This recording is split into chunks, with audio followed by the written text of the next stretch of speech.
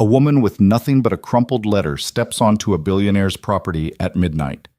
Inside that letter, a dead man's final request and a proposal that breaks every rule Adrian Hale lives by.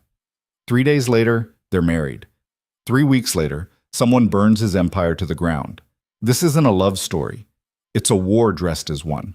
And by the time you reach the end, you'll understand why sometimes the most dangerous thing a man can do is open his door to a stranger. If you're watching from anywhere in the world, drop your city in the comments below.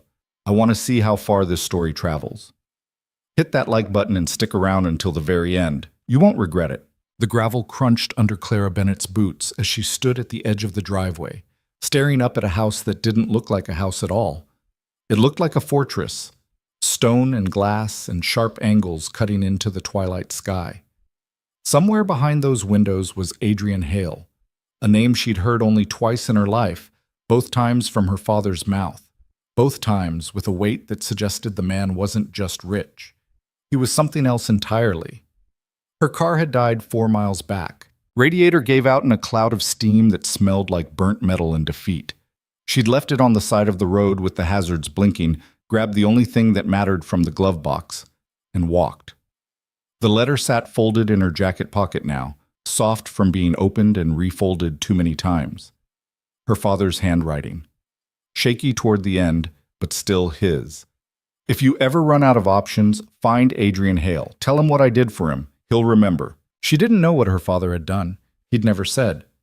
Just wrote the letter 3 days before he died and made her promise to keep it safe. Just in case, he'd said. Well, this was the case. Clara took a breath and started up the driveway. It was longer than it looked. By the time she reached the front door, her legs were shaking, not from the walk, but from the reality of what she was about to do. Knock on a stranger's door and ask for help based on a letter from a dead man. She raised her hand. The door opened before she could knock.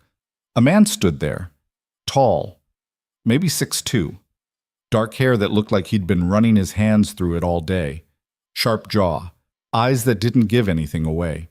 He wore jeans and a black shirt with the sleeves rolled up, and he looked at her the way you'd look at something unexpected but not necessarily welcome. "Can I help you?" His voice was low, flat. Clara swallowed. "Are you Adrian Hale?" "Depends on who's asking." My name is Clara Bennett.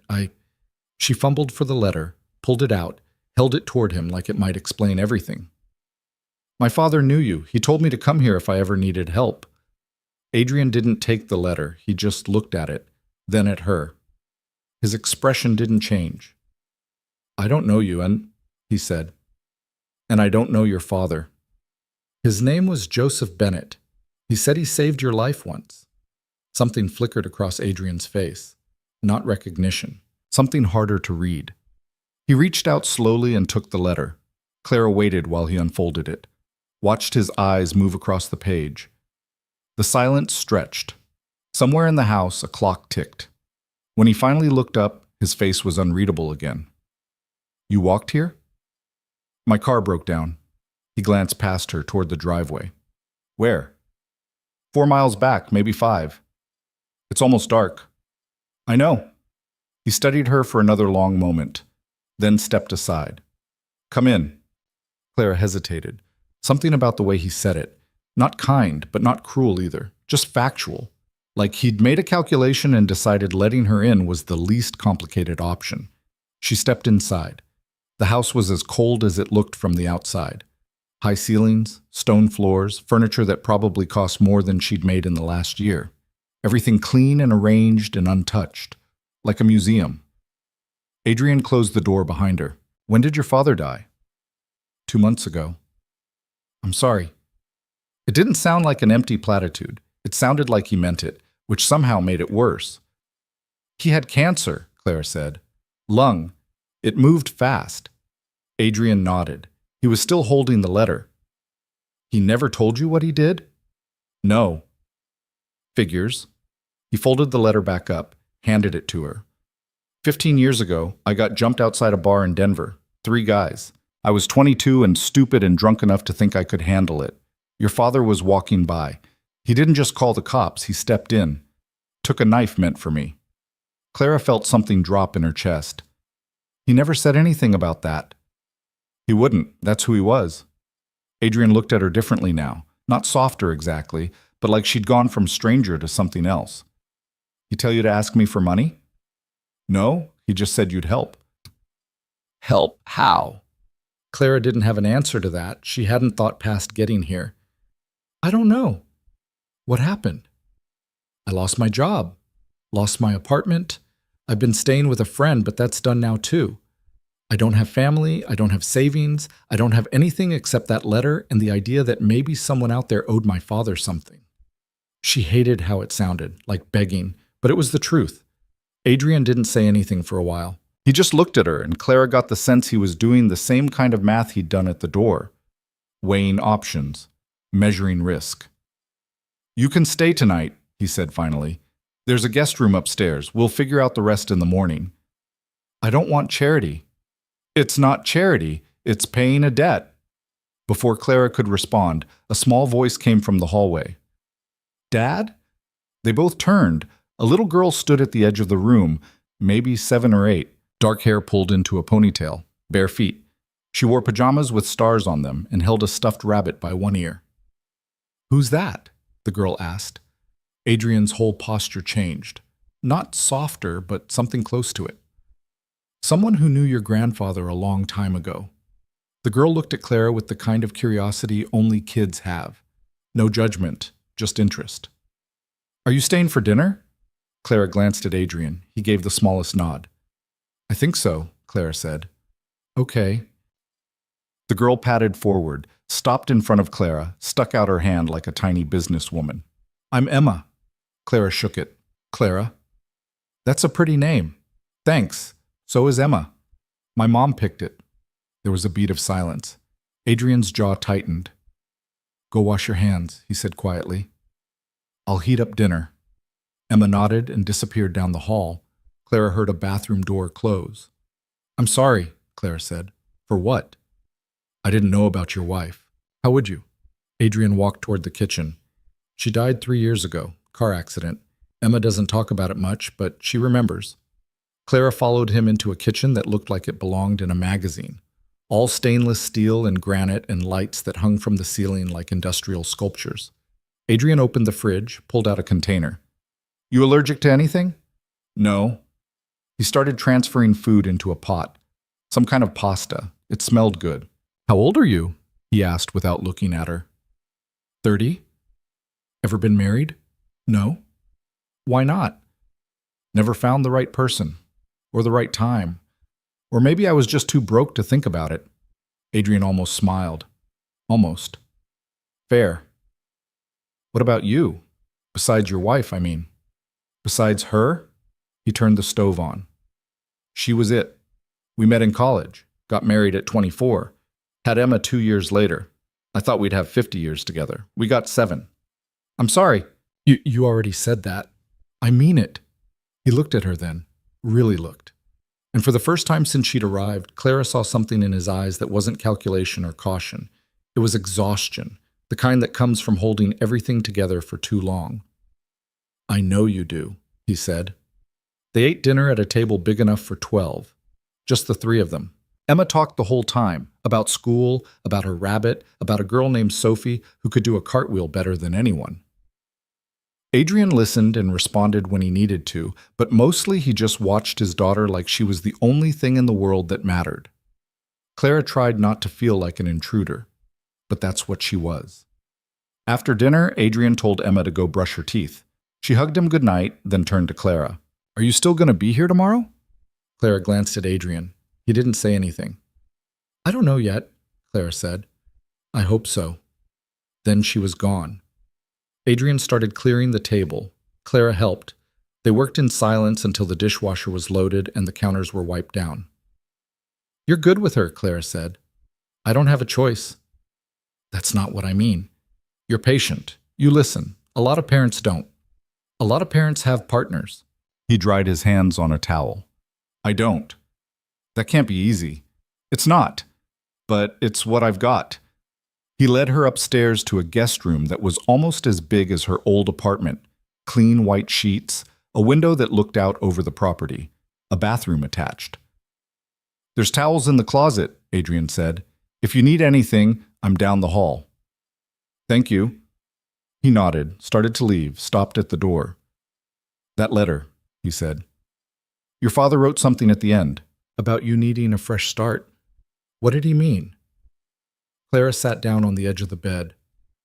I made some mistakes, trusted the wrong people, lost things I shouldn't have lost. He was worried I'd end up with nowhere to go. And now you don't. Now I'm here. Adrian looked at her for a long time. Then he said something that didn't make sense.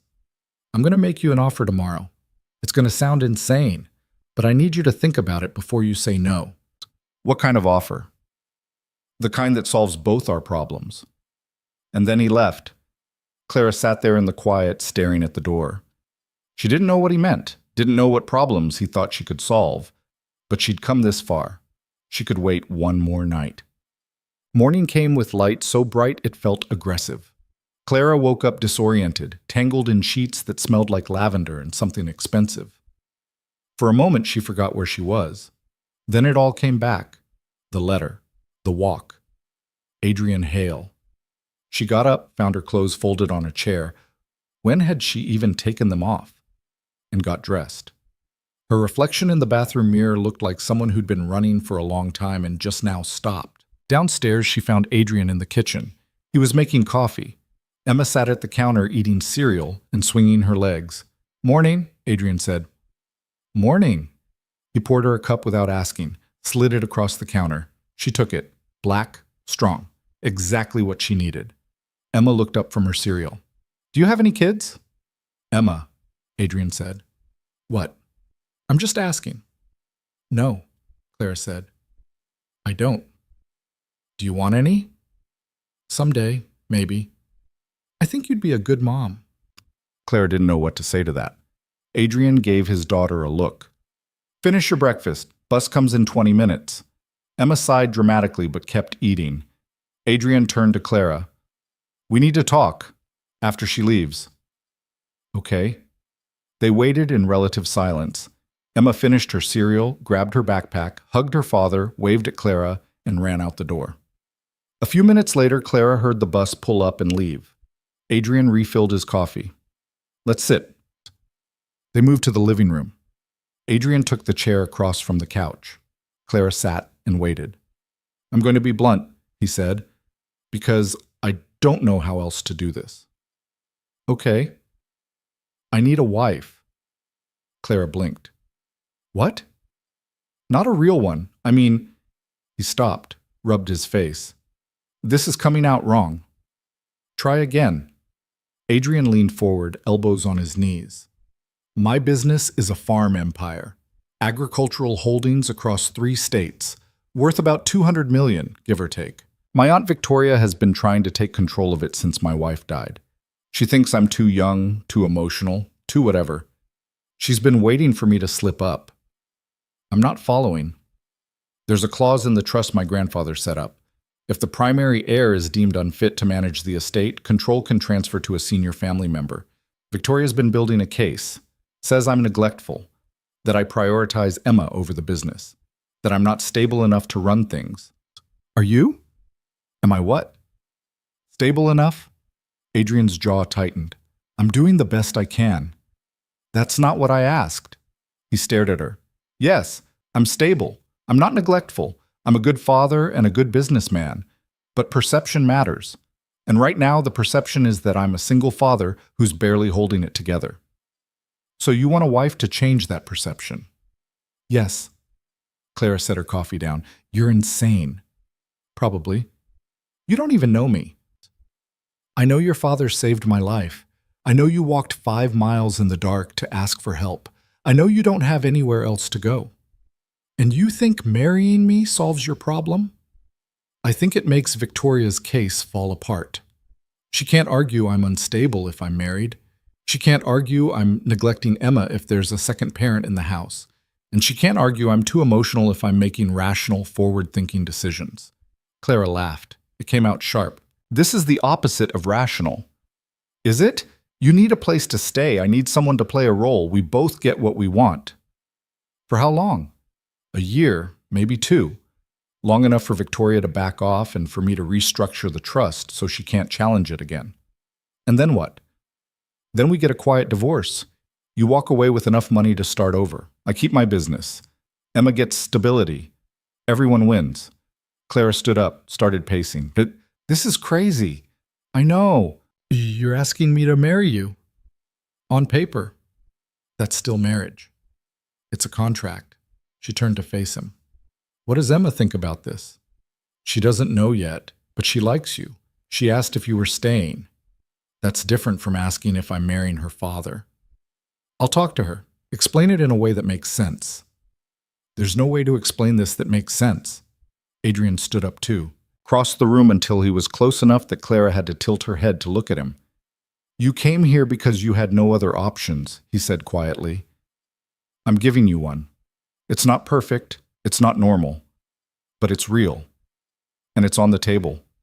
Clara felt her pulse in her throat. What if I say no? Then I'll give you money for a hotel, help you find a job, do what I can. But this offer, it's only good right now because if I'm doing this, I need to do it fast. How fast? 3 days. Clara's breath caught. You want to get married in 3 days? I want to file the paperwork in 3 days. The ceremony can wait, or we can skip it entirely. Doesn't matter. She stared at him, tried to find some sign that he was joking, but his face was dead serious. You're really going to do this, she said. If you say yes. What if it doesn't work? What if Victoria doesn't back off? Then we deal with it, together. We don't know each other. We'll learn. Clara closed her eyes, tried to think, but her mind was spinning too fast. This was insane, completely insane. But he was right about one thing. She didn't have any other options. I need time to think, she said. You have until tonight. That's not enough time. It's what I've got. She opened her eyes, looked at him. If I say yes, I'm not just playing a role. If I'm living here, if I'm around Emma, I'm going to care. I'm going to get involved. You can't ask me to be a ghost. I'm not asking you to be a ghost. I'm asking you to be present. And when it's over, when we divorce and I leave, then we handle it like adults.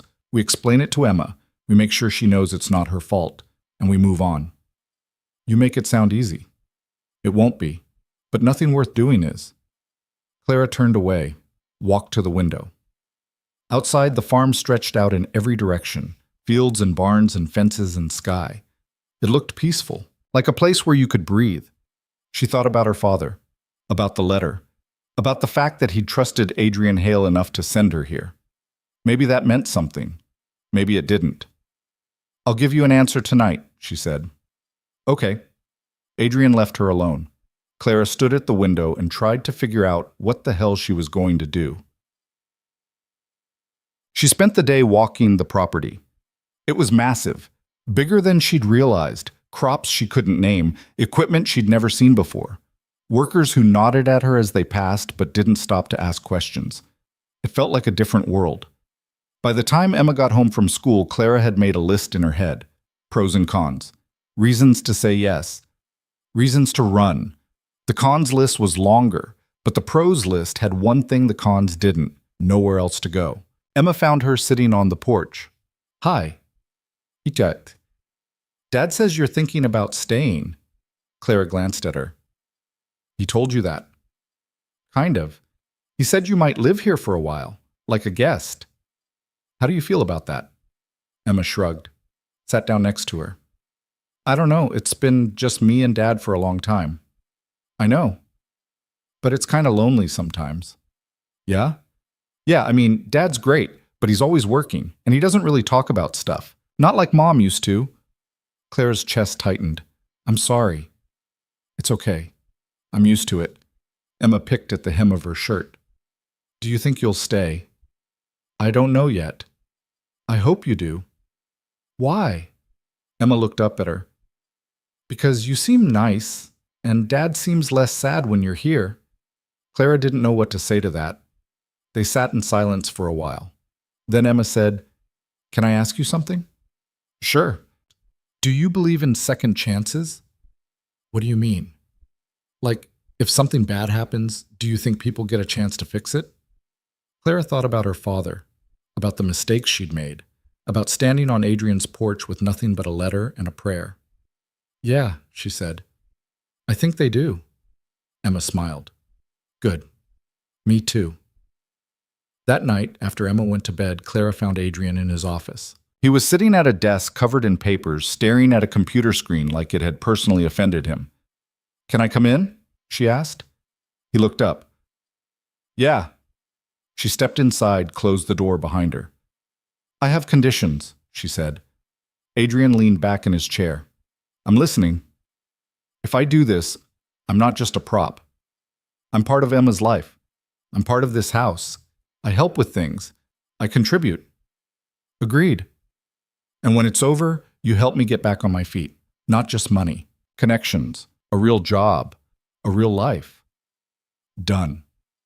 And if at any point this hurts Emma, we stop, no matter what it means for your business. Adrian's expression shifted, something like respect. Deal. Clara took a breath. Okay. Okay.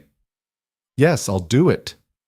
Adrian stood up, crossed the room, held out his hand. Clara shook it. 3 days, he said. 3 days. And just like that, her life changed. The next 72 hours were a blur. Adrian handled the legal paperwork. Clara signed documents she barely read. They went to a courthouse that smelled like floor polish and old coffee. A clerk who looked half asleep processed their marriage license. No ceremony, no vows, just signatures and a stamp. When it was done, Adrian turned to her. That's it? That's it? You're officially Clara Hale. The name sounded wrong, like wearing someone else's coat. They drove back to the house in silence. Emma was at school. The property felt too quiet. I'll move your things to the main bedroom, Adrian said as they walked inside. Clara stopped. What? Victoria's going to visit, probably soon. If we're married, we share a room. That's how it works. You didn't mention that. I'm mentioning it now. Where are you going to sleep? Same room, different side of the bed. Clara felt heat rise in her face. You can't be serious. I'm not asking you to do anything except sleep in the same room. There's enough space. We're both adults. We can handle it. This is insane. You said that already. Because it's still true. But she didn't argue. Because he was right. If they were going to sell this, they had to commit. That night, Clara stood in the doorway of Adrian's bedroom, now their bedroom, and felt like an intruder all over again. The bed was huge, king-sized. He'd put her things on the left side. His were on the right. I'll stay on my side, he said from behind her. You better. I'm not interested in you that way. It shouldn't have stung, but it did. Just a little. Good, Clara said, because I'm not interested in you either. Then we're clear.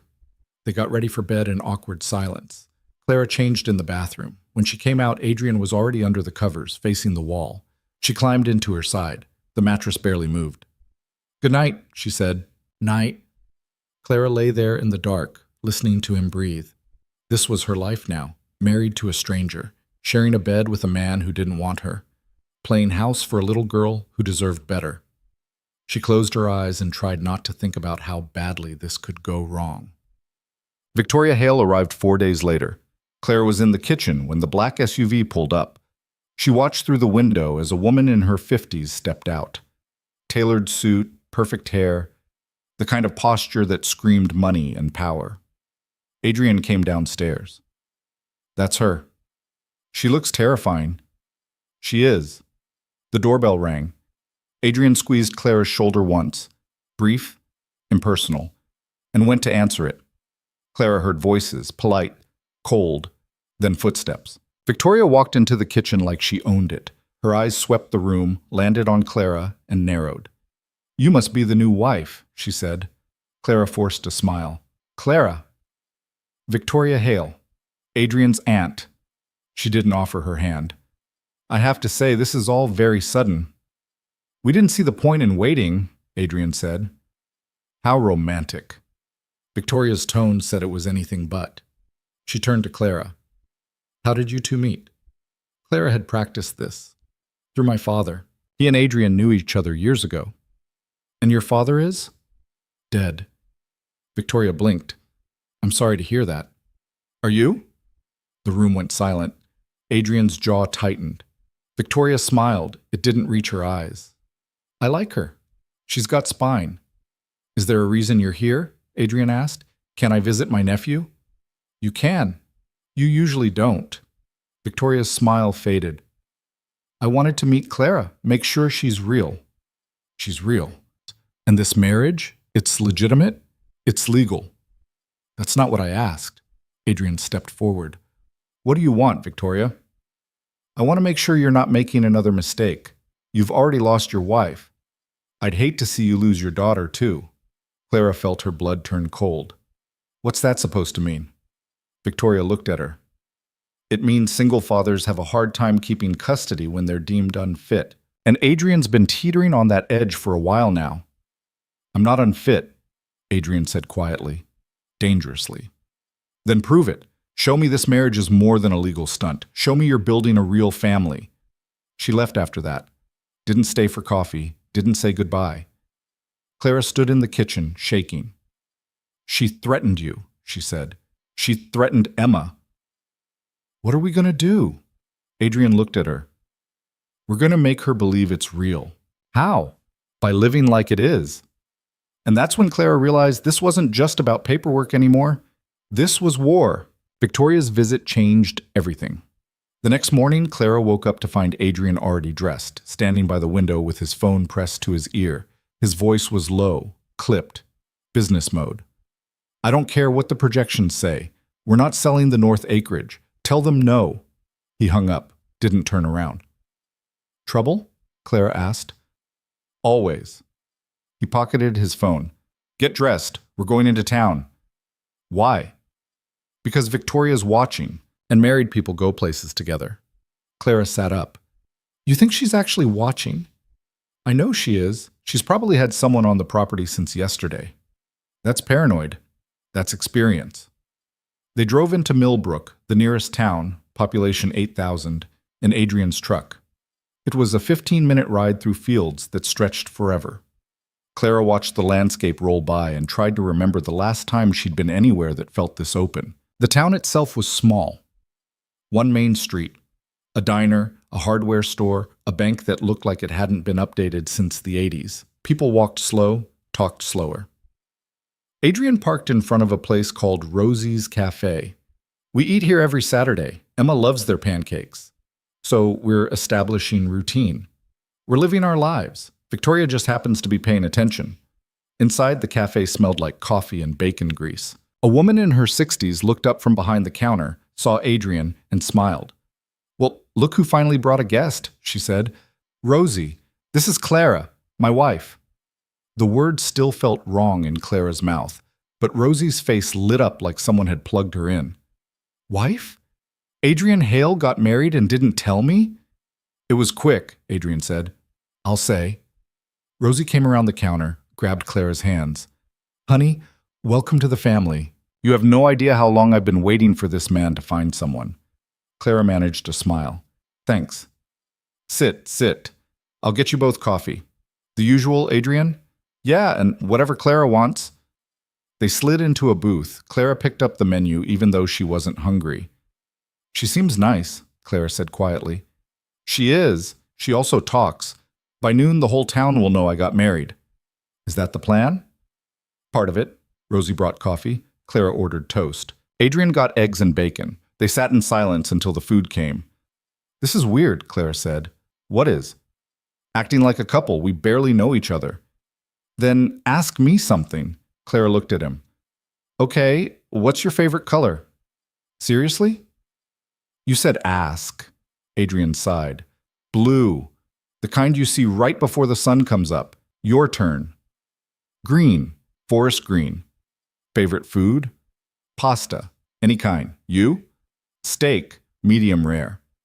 Coffee or tea? Coffee. Black. Same. They went back and forth like that. Small things. Stupid things. Favorite movie. Least favorite season. If they could live anywhere in the world, where would it be? By the time they finished eating, Clara realized something. She was starting to like him, not in a romantic way, but in the way you like someone who doesn't bullshit you, who says what they mean and means what they say. It was dangerous, because this wasn't real, but it felt real enough. When they got back to the house, Emma was in the living room with a babysitter, a college girl named Megan, who looked relieved to see them. "She's been asking about you all morning," Megan said to Clara. Emma ran over. "Where did you go?" "Into town," Clara said. "Your dad and I got breakfast." "Without me?" "Next time you can come." Emma seemed satisfied with that. She grabbed Clara's hand. "Want to see my room?" Clara glanced at Adrian. He nodded. Emma's room was on the second floor. Pink walls, stuffed animals everywhere, a bookshelf packed with stories. It looked like a normal kid's room, except for the photos. There were dozens of them. Emma and Adrian. Emma and a woman Clara assumed was her mother. The three of them together, smiling like nothing bad could ever happen. "That's my mom," Emma said, following Clara's gaze. "She's beautiful. Dad doesn't like talking about her." "Why not?" "I think it makes him too sad." Clara sat down on the edge of the bed. "Do you talk about her?" "Sometimes. At school, we did this thing where we drew pictures of our families. I drew Mom, even though she's not here anymore. My teacher said that was okay." "It is okay." Emma climbed onto the bed next to her. "Do you miss your dad?" "Every day." "Does it get easier?" Clara thought about lying, but Emma deserved better than that. "No," she said, "but you get better at carrying it." Emma leaned against her, just a little, like testing the weight of something fragile. "I'm glad you're here," she said. Clara's throat tightened. "Me too." That night, after Emma went to bed, Clara found Adrian in the barn. He was fixing something on a tractor, hands covered in grease, face set in concentration. "You know what you're doing?" Clara asked. "More or less." "Need help?" "You know how to fix a carburetor?" "No, but I can hand you tools." He almost smiled. "Wrench, the big one." They worked in silence for a while. Clara handed him things when he asked.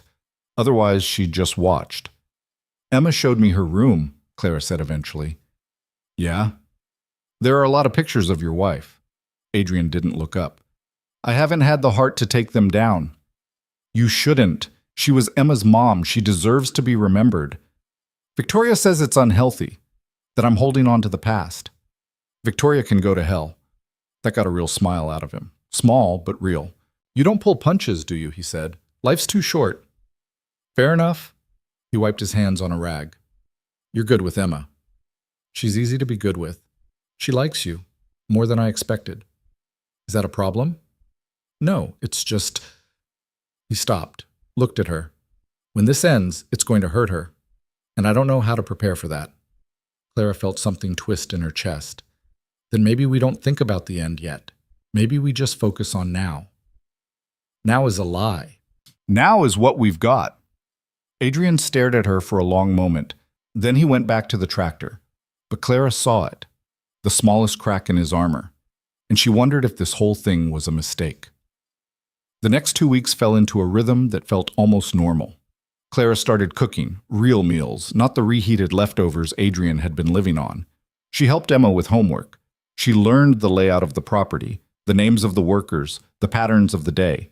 Adrian kept his distance. Polite, professional, but every now and then Clara would catch him watching her with an expression she couldn't quite read. Then the phone calls started. The first one came on a Tuesday. Adrian answered in his office, and Clara heard his voice rise through the closed door. "What do you mean they're pulling the contract? We've had that agreement for 5 years." Silence. "This is Victoria. I know it is."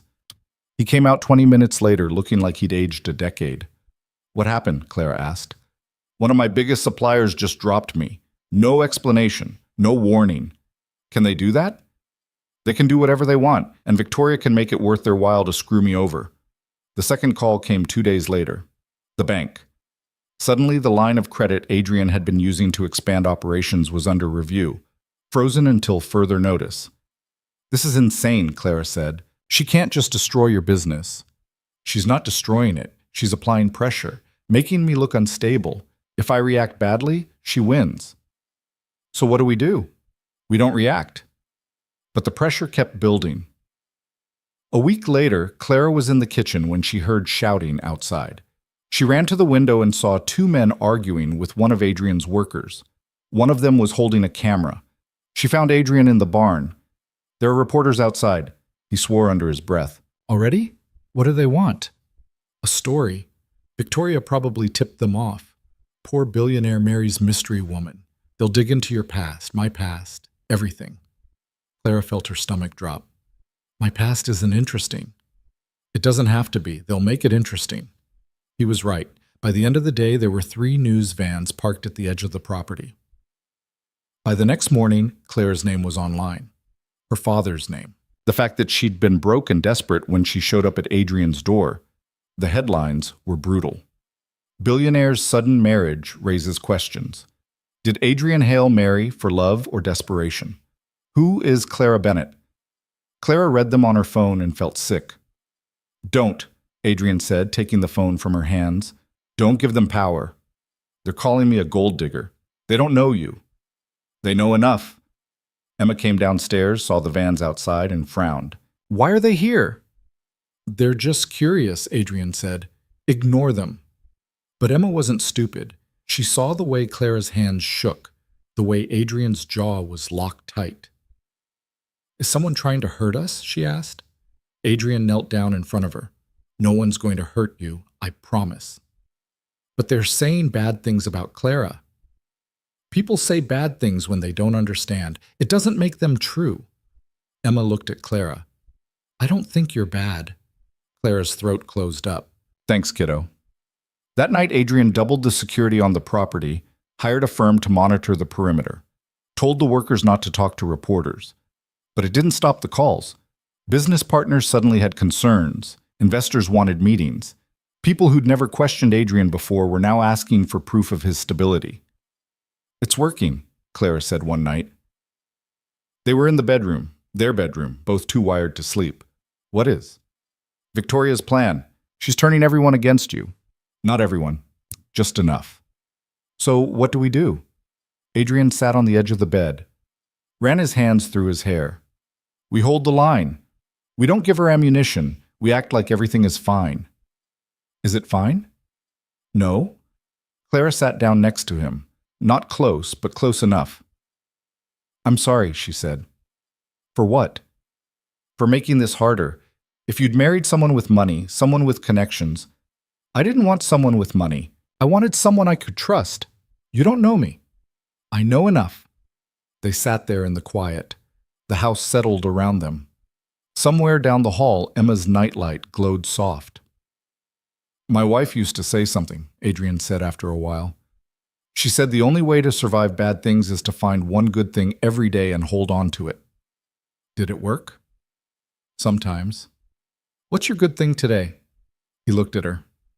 Emma didn't cry when she saw the reporters. She was scared, but she didn't cry. That's something. Clara nodded. My good thing is that barn cat let me pet it this morning. First time it didn't run away. Adrian almost laughed. You're bribing it with food. Still counts. The tension broke, just a little, but enough. We're going to get through this, Clara said. You sound sure. I'm not, but I'm stubborn. I noticed. They went to bed on opposite sides. But somewhere in the middle of the night, Clara woke up and realized Adrian was still awake. She could hear him breathing, controlled, deliberate. Can't sleep? She asked quietly. No. Thinking about Victoria? Thinking about everything. Clara rolled over to face his side of the bed. In the dark, she could just make out his outline. Tell me something true, she said. What? Something you've never told anyone, something real. Silence. Then, I'm terrified I'm failing Emma. Clara's chest tightened. You're not. How do you know? Because she feels safe. Because she smiles. Because when she talks about you, her whole face lights up. That's not failure. It feels like it sometimes. Welcome to parenting, I guess. He huffed out a breath. Not quite a laugh. Your turn. My turn what? Tell me something true. Clara thought about it. I'm scared this is the best thing that's ever happened to me. and that when it's over, I won't know how to go back. Adrian didn't say anything for a long time. Then, so quiet she almost missed it. Yeah, me too. The next morning, Clara woke up alone. Adrian was already gone. She found a note on the kitchen counter. Had to meet with lawyers, back by dinner. Don't answer the door. She spent the day with Emma. They baked cookies, burned the first batch, saved the second. They played cards. They watched a movie about a girl who saved a dragon, and Emma fell asleep halfway through with her head on Clara's shoulder. Clara sat there, holding a kid who wasn't hers, in a house she didn't own, living a life that had an expiration date, and she let herself pretend, just for a minute, that it was real. Adrian came home after dark. He looked exhausted. How'd it go? Clara asked. They're filing a formal challenge. Victoria's claiming I'm mentally unfit to manage the estate. Says the marriage is proof I'm making reckless decisions. That's ridiculous. That's her case. What do? We prove her wrong. We show up. We play the part. We make everyone believe we're solid. How? Adrian looked at her. There's a charity gala next weekend. Big event. Everyone who's anyone will be there, including Victoria. You want us to go? I need us to go. Together. As a couple. Clara's stomach flipped. I don't have anything to wear to a gala. I'll take care of it. Adrian, Clara, if we don't show up, it looks like we're hiding. Like we're ashamed. We can't give her that. He was right. Clara hated that he was right. Okay, she said. We'll go. The dress arrived 3 days later. Clara opened the box in the bedroom and just stared. It was deep green, silk, simple but elegant. The kind of thing she'd never in her life have been able to afford. Try it on, Adrian said from the doorway. Clara jumped. I didn't hear you. Sorry. She held up the dress. This is too much. It's a gala. Everyone will be dressed up. I'm going to look like I'm trying too hard. You're going to look like you belong. Clara met his eyes. I don't belong. Then fake it. You've been faking everything else. It hit harder than he probably meant it to, but Clara just nodded and took the dress into the bathroom. It fit perfectly. Of course it did. She looked at herself in the mirror and barely recognized the woman staring back. Hair down, dress that actually fit her frame. Shoes that didn't have scuffs. She looked like someone who had her life together. She looked like a lie. When she came out, Adrian was adjusting his tie. He stopped when he saw her. What? Clara asked. Nothing. You look good. Don't sound so surprised. I'm not. I just... He stopped, shook his head. Never mind. We should go. The gala was held at a hotel 2 hours away. Clara spent the drive trying not to throw up. Relax, Adrian said. Easy for you to say. I hate these things too. You're a billionaire. You're supposed to love them. I'm a farmer who happens to have money. There's a difference. The hotel was massive. Chandeliers, marble floors, people in tuxedos and gowns that probably cost more than Clara's car. Adrian offered his arm. Clara took it. Just smile, he said. And stay close. They walked in together. Heads turned. Conversations paused. Clara felt every pair of eyes on her. Then Victoria appeared. She wore black. Looked like she'd been carved from ice. Her smile was sharp enough to cut. Adrian, how lovely to see you. Her gaze slid to Clara. And the new Mrs. Hale. You clean up well. Thanks, Clara said flatly. I have to admit, I didn't think you'd come. Most people in your position would hide. I'm not most people. Clearly. Victoria's smile widened. Enjoy the evening. I know I will. She walked away. Clara let out a breath. That woman is a nightmare, she muttered. Told you. They made their way through the room. Adrian introduced her to people, business partners, investors, old friends. Clara shook hands, smiled until her face hurt, pretended she understood half of what they were talking about. Then someone asked the question she'd been dreading. So how did you two meet? Clara froze. She'd practiced this, but her mind went blank. Adrian stepped in.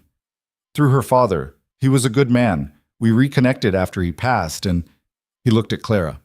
Something shifted in his expression. It just made sense. The woman smiled. That's sweet. Clara forced herself to breathe. Yeah, it was pretty fast. The best things usually are. They moved on. Clara's hands were shaking. You okay? Adrian asked quietly. Fine. You don't look fine. I'm not used to lying to people's faces. You're not lying. You're just not telling them everything. There's a difference. Is there? Before he could answer, the lights dimmed. Someone announced dinner. People started moving toward tables. Adrian and Clara found their seats. Victoria was 3 tables over, watching them like a hawk. The meal was endless, course after course.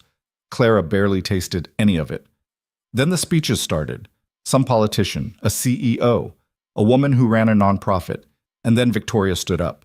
I'd like to say a few words, she said. Adrian went still. Victoria smiled at the room. As many of you know, my nephew Adrian recently got married. It was quite sudden, but I suppose love works that way sometimes. Clara felt Adrian's hand find hers under the table. He squeezed, once, hard. I just want to publicly wish them well, Victoria continued. Marriage is a partnership. It requires trust, stability, a strong foundation. Her eyes locked on Adrian.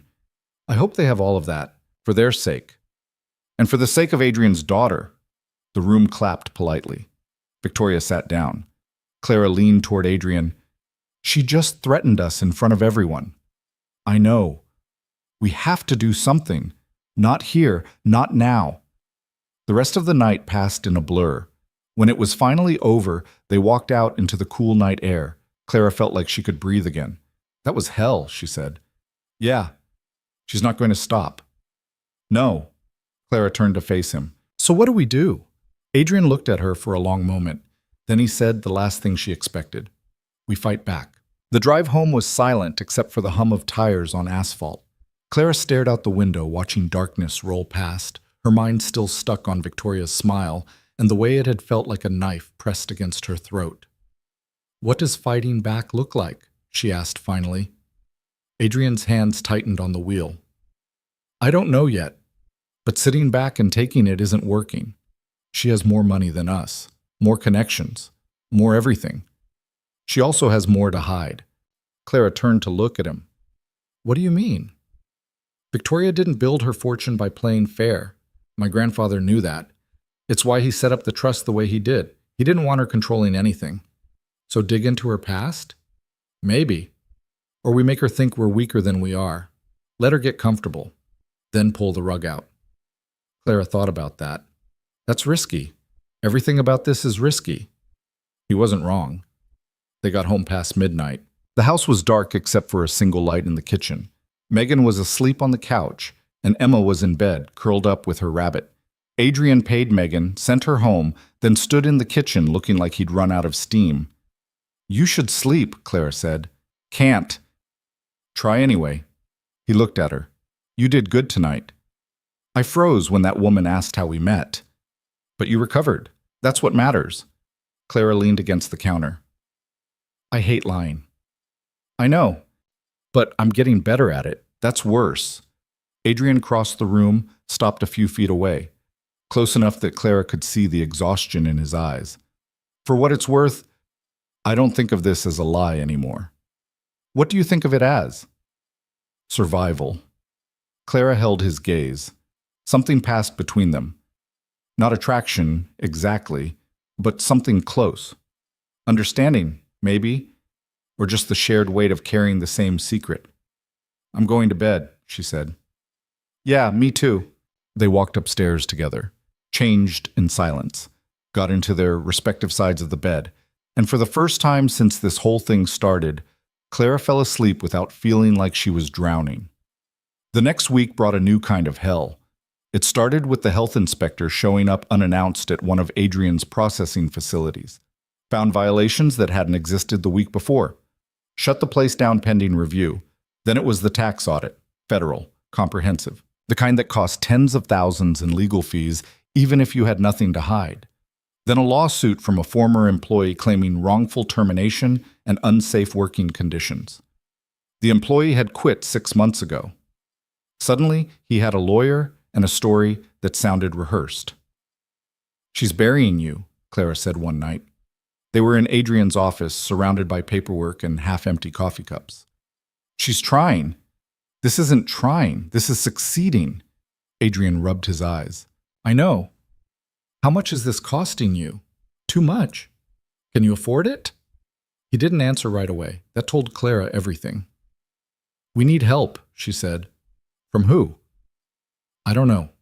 A lawyer, a private investigator, someone who can find dirt on Victoria. I already have lawyers.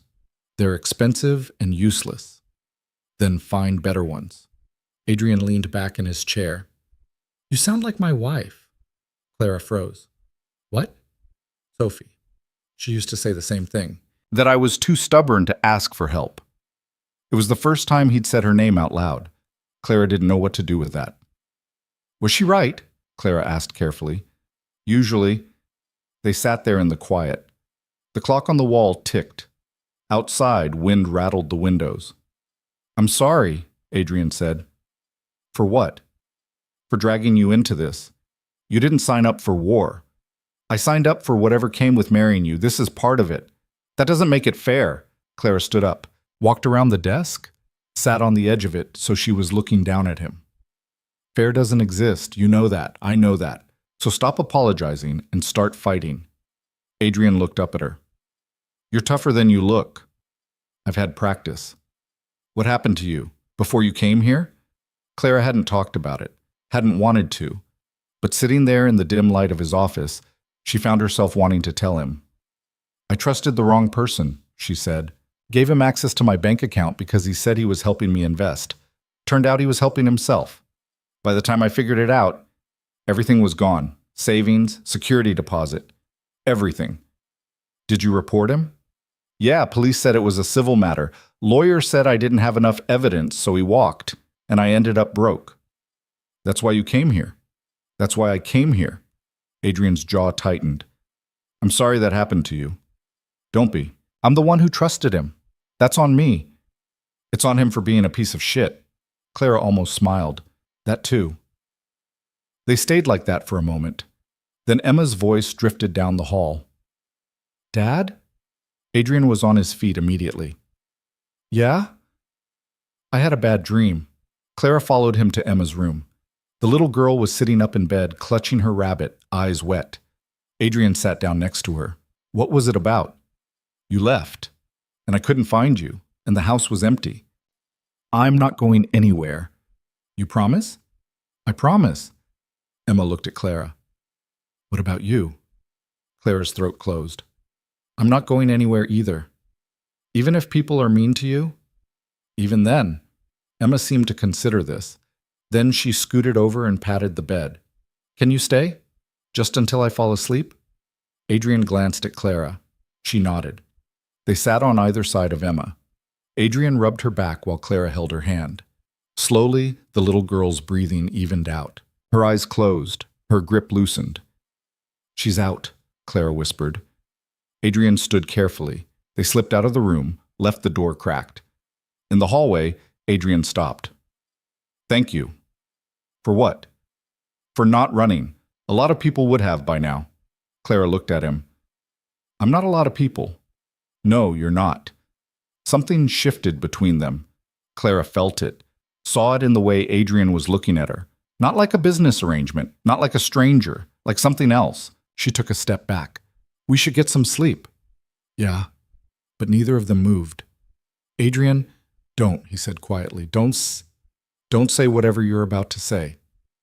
You don't know what I was going to say. I do, and you're right, but not tonight. He walked away. Left Clara standing in the hallway, heart pounding, wondering what the hell was happening. The next morning brought worse news. Clara was making breakfast when Adrian came downstairs with his phone in his hand and murder in his eyes. What now? She asked. The bank called. They're calling in my loans, all of them, due in 30 days. Clara's stomach dropped. Can they do that? Technically, yes, if they think I'm a credit risk. And Victoria convinced them you are. Must have. Clara set down the spatula. How much are we talking? 12 million. The number hung in the air like smoke. Do you have it? Clara asked. Not liquid. I'd have to sell assets, properties, equipment. It would gut the operation. So we don't pay. Then they take everything, auction it off. Victoria probably already has buyers lined up. Clara felt rage build in her chest. This is insane. This is business. This is abuse. Adrian didn't argue. Emma came downstairs, saw their faces, and stopped. What's wrong? Nothing, sweetheart, Adrian said. Just work stuff. Emma wasn't buying it. Is it the mean lady? Adrian crouched down. Where did you hear about a mean lady? I heard you talking. You said Aunt Victoria was trying to take things from us. Adrian closed his eyes. You weren't supposed to hear that. Are we going to lose the farm? No. Promise? I promise. Emma hugged him, hard. Then she looked at Clara. You won't let the mean lady win, right? Clara felt something crack open inside her chest. No, we won't. After Emma left for school, Clara turned to Adrian. We need a plan. I'm working on it. Work faster. He looked at her. You have an idea? Maybe. You said Victoria has things to hide. What kind of things? Adrian thought about it. She's made questionable deals, bribed officials. My grandfather suspected she was involved in something illegal, but he could never prove it. So we prove it. How? Clara started pacing. We hire someone, a forensic accountant, a private investigator, someone who knows how to dig. That costs money. So does losing everything. Adrian ran his hand through his hair. Even if we find something, it takes time to build a case. We don't have time. Then we make her think she's won. We act like we're giving up. Let her get sloppy. And if she doesn't get sloppy, then we go down swinging. Adrian stared at her. You're serious? Dead serious. He walked over to her, stood close enough that Clara had to tilt her head to look at him. If we do this, there's no going back. She'll come after us with everything she has. She's already doing that. It'll get worse. Let it. Something sparked in Adrian's eyes. Okay. Let's fight back. They spent the next 3 days putting together a strategy. Adrian reached out to a guy he knew, former FBI, now private sector, who specialized in financial crimes. The guy's name was Marcus, and he looked like someone who'd seen the worst of humanity and decided to profit from it. Marcus met them at the house, listened while Adrian laid out the situation, took notes in a worn notebook. Victoria Hale, Marcus said when Adrian finished. I've heard of her. Nasty piece of work. Can you find anything? Clara asked. Depends. You want dirt, or you want something that'll hold up in court? Both, Marcus smiled. I like you. This'll cost, though. My retainer is 50 grand. Adrian didn't blink. Done. And if I find something actionable, I get a bonus. 10% of whatever judgment you win. Fine. They shook on it. Marcus left with a stack of files and a promise to be in touch. $50,000, Clara said when he was gone. Just like that. It's an investment. It's a gamble. Same thing. That night, Clara couldn't sleep. She got up around 2 in the morning, went downstairs, found Adrian already in the kitchen. Can't sleep either? She asked. Nope. She sat down across from him. What are you thinking about? Everything, nothing, whether this is going to work. It has to work. That's not how life works. Clara reached across the table, took his hand. Then we make it work. Adrian looked at their joined hands, didn't pull away. When did you get so optimistic? I'm not optimistic. I'm stubborn. There's a difference. He almost laughed. Yeah, I noticed. They sat like that for a while, holding hands in the dark, not talking, just being. Then Adrian said, I need to tell you something. Clara's pulse jumped. Okay. When Sophie died, I shut down, completely. I focused on Emma and the business and nothing else. I didn't date, didn't think about it, didn't want to. That's understandable. Let me finish. He squeezed her hand. Being around you, it's different. You make me feel like maybe I don't have to be shut down forever. Clara's breath caught. Adrian, I know this isn't real. I know we have an expiration date, but I need you to know that for me it stopped feeling fake a while ago. Clara didn't know what to say. Every word that came to mind felt wrong. You don't have to say anything, Adrian said. I just needed you to know. He let go of her hand, stood up, started to walk away. Wait, Clara said. He stopped. She stood up, crossed the kitchen, stopped in front of him. It stopped feeling fake for me too, she said quietly. Adrian's eyes searched hers. Yeah? Yeah.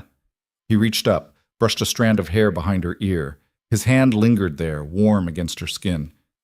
This is a bad idea, he said. Probably. We shouldn't. Clara kissed him. It wasn't planned, wasn't thought through. It just happened. Adrian froze for half a second. Then he kissed her back. It was slow, careful, like they were both afraid of breaking something fragile. When they pulled apart, Adrian rested his forehead against hers. That complicates things. I know. We should talk about it. Later. Clara. Later, she said again. Right now, I just want this. So he kissed her again. And for a few minutes, the world and Victoria and everything else disappeared. The call came 5 days later. Marcus's voice was clipped, excited. I found something. Adrian put him on speaker. What? Victoria's been running a shell company, funneling money offshore, tax evasion, fraud, bribery. Take your pick. I've got bank records, emails, the whole thing. Clara felt her pulse spike. Is it enough? It's enough to bury her, but here's the thing, she's smart. She's got lawyers. If we come at her head on, she'll tie this up in court for years. So what do we do? Adrian asked. We make her confess. How? Marcus was quiet for a beat. You're not going to like it. Try me. You let her think she's won. You meet with her. You wear a wire. Get her talking. She's arrogant. She'll brag. And when she does, we nail her. Clara looked at Adrian. That's dangerous. It's also our best shot, Marcus said.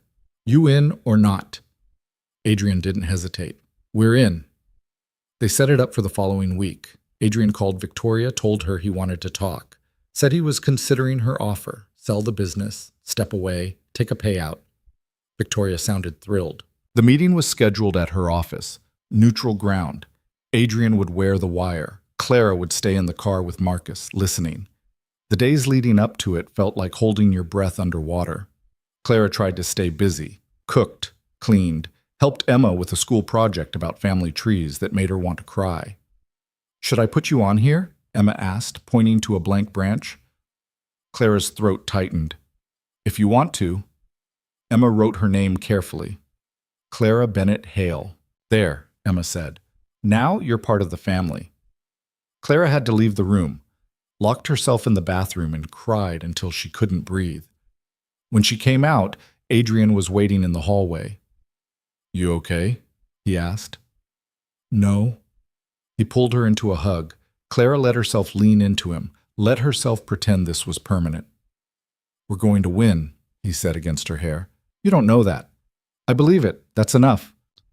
The day of the meeting, Clara woke up with her stomach in knots. Adrian was already awake, sitting on the edge of the bed, staring at nothing. Second thoughts? Clara asked. Third and fourth thoughts. We can call it off. No, we can't. He looked at her. If this goes wrong, it won't. If it does, I need you to take Emma and leave. Get somewhere safe. Don't come back. Clara sat up. I'm not leaving you. Clara, no, we're in this together. That was the deal. Adrian's jaw worked.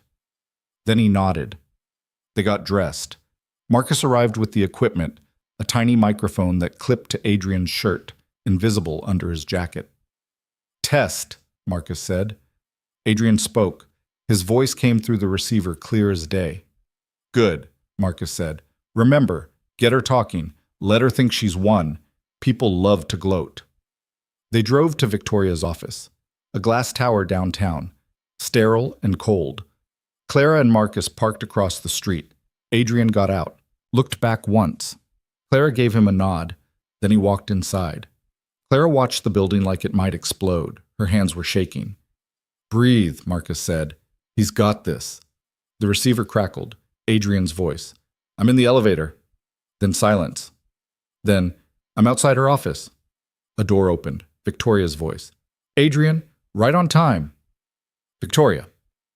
Please sit. Can I get you anything? Coffee? Water? I'm fine. Suit yourself.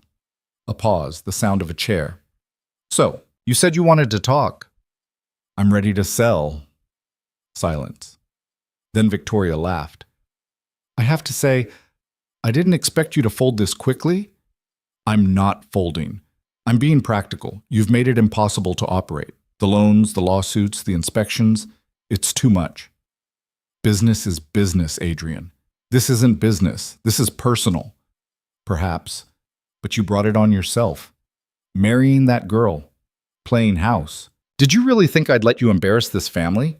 Clara's hands curled into fists. Clara has nothing to do with this, Adrian said. She has everything to do with it. She's proof you're not thinking clearly.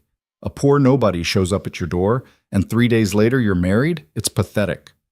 Careful, Victoria. Or what? You'll divorce her? Please.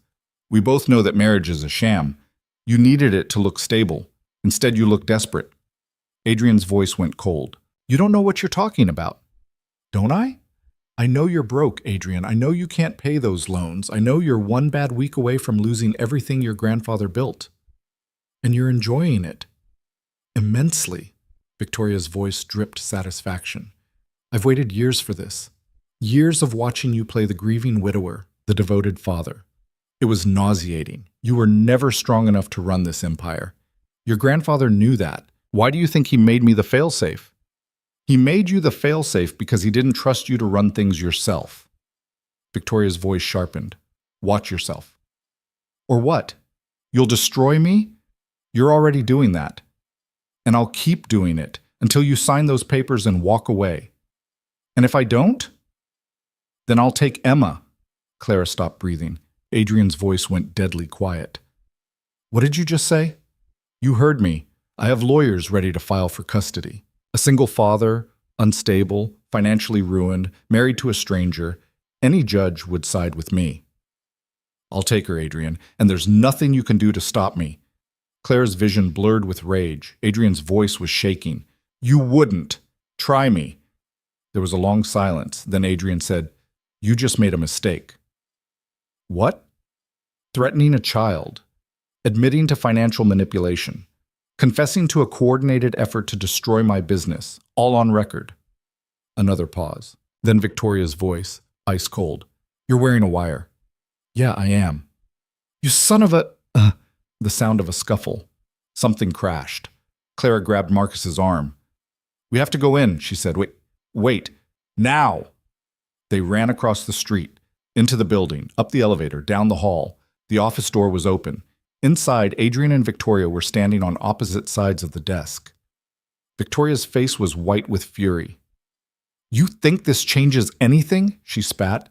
I have lawyers, money, power. This recording won't hold up in court. Maybe not, Adrian said, but it'll destroy your reputation, and that's worth something. Clara stepped into the room. Victoria's eyes snapped to her. You, Victoria said. This was your idea, wasn't it? Does it matter? Clara asked. You stupid little... Careful, Adrian said. There are witnesses. Victoria looked between them. Then she smiled. It was the most terrifying thing Clara had ever seen. You have no idea what you've done, Victoria said softly. No idea what's coming. Then she walked out. Clara turned to Adrian. Did we get it? Marcus checked the recorder, nodded. Every word. Adrian sat down heavily, looked like he might throw up. Clara went to him, put her hand on his shoulder. It's over. No, he said. It's not. He was right. 3 days later, the barn burned. Clara smelled smoke before she saw flames. She was in the kitchen making sandwiches for Emma's lunch when the acrid scent hit her nose.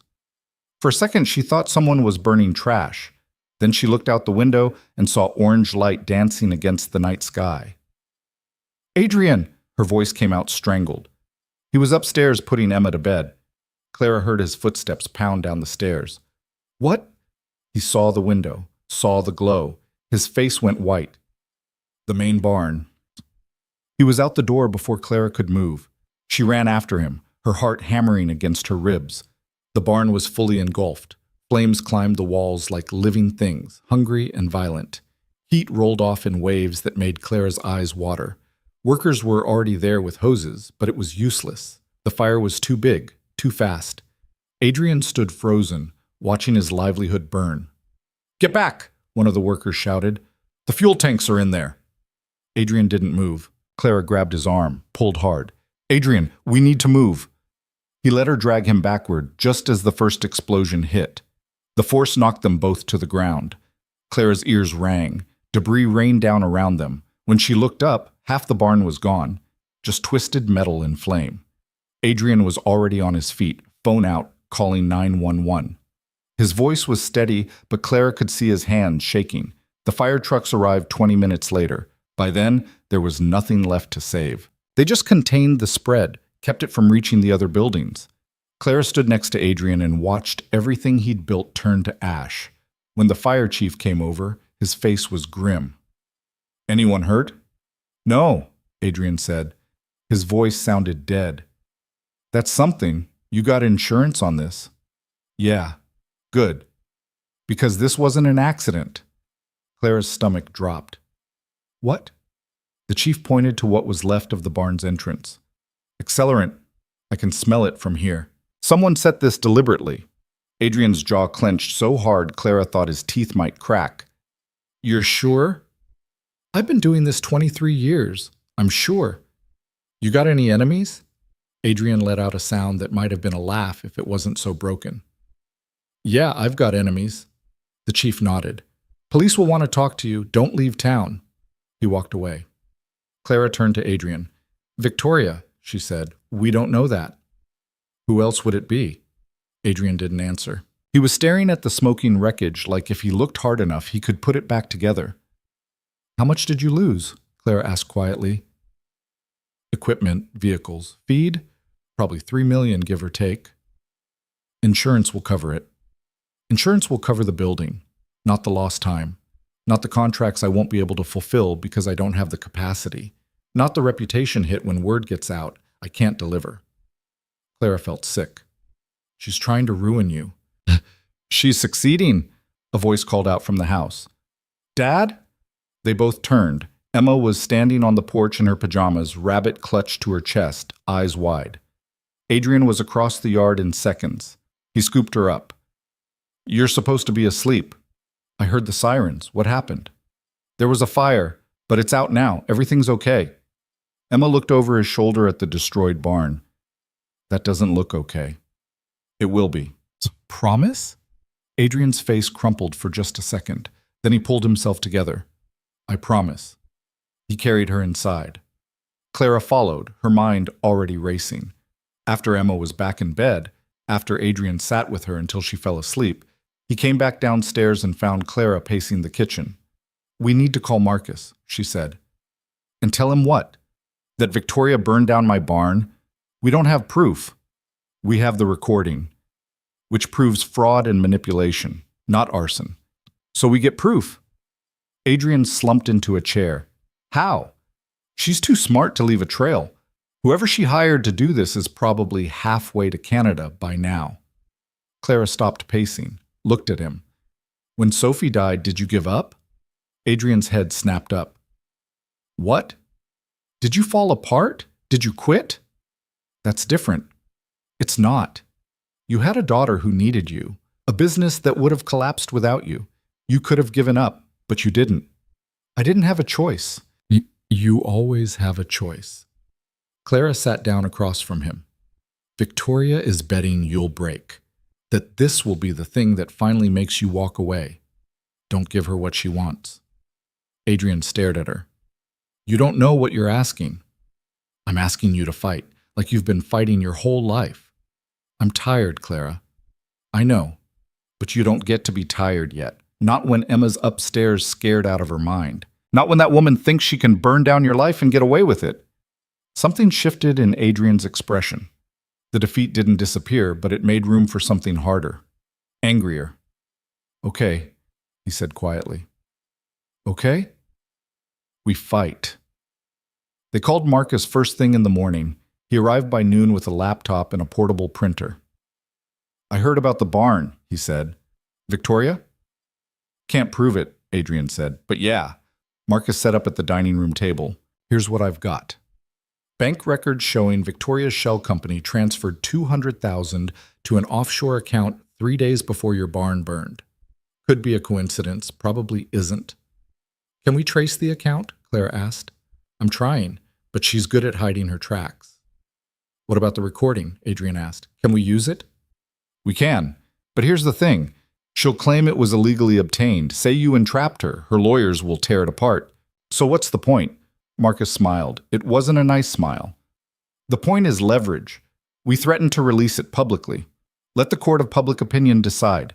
Even if it doesn't hold up legally, it'll destroy her reputation. Clara leaned forward. And then what? Then we offer her a deal. She backs off, admits to the financial crimes, pays restitution. In exchange, we don't release the recording and we don't press charges for the arson.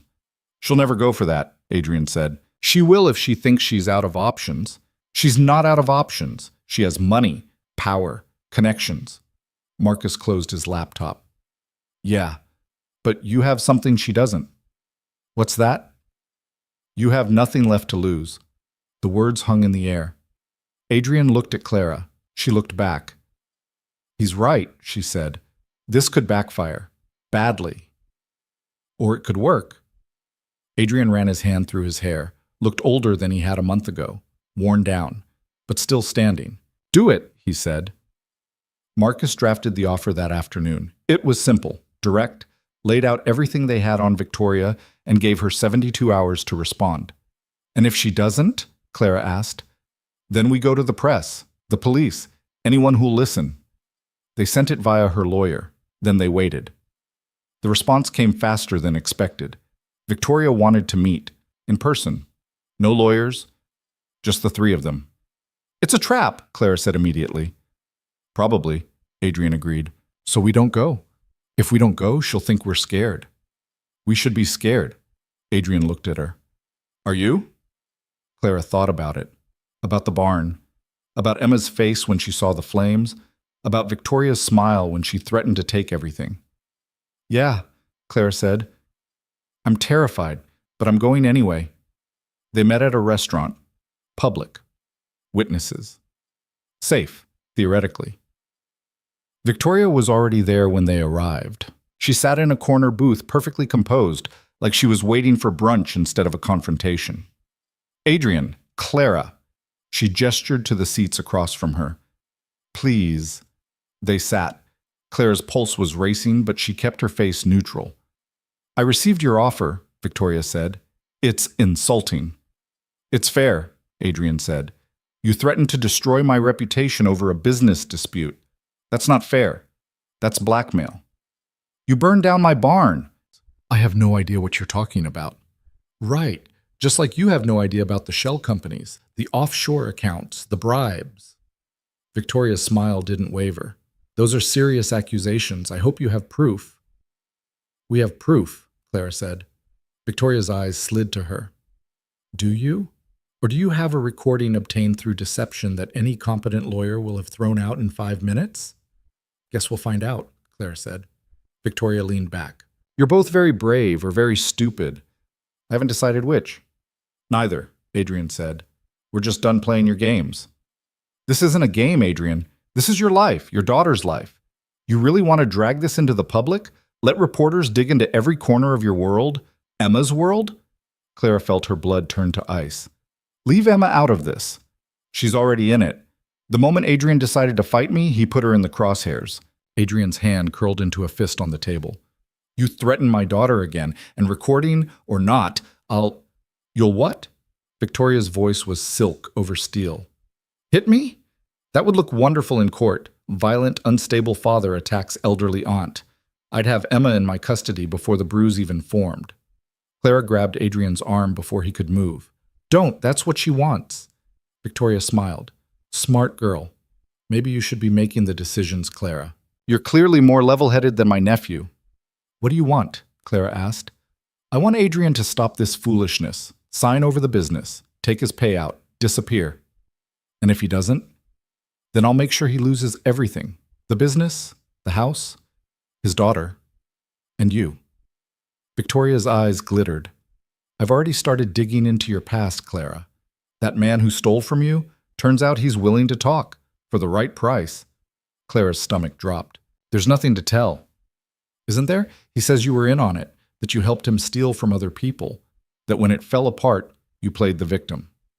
That's a lie. Is it? Because he has emails, text messages, evidence that says otherwise. Fabricated evidence. Maybe.